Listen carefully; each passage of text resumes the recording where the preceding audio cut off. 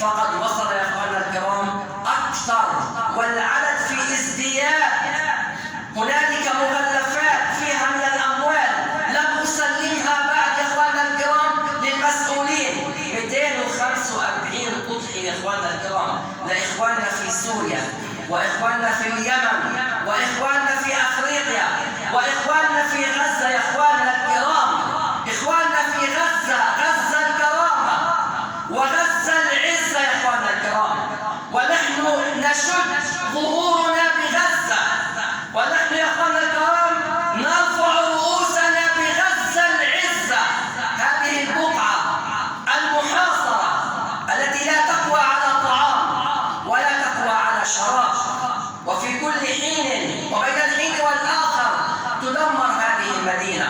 نحن نرفع الراية نحن لها يا الله، إن كان في الأضحية، وإن كان في الإنفاق، وإن كان في السعي على الأرملة والمسكين، لأن النبي صلى الله عليه وسلم بين الساعي على الأرملة والمسكين كالمجاهد في سبيل الله، والقائم الصائم لا يفطر ولا يفطر لا يتعب.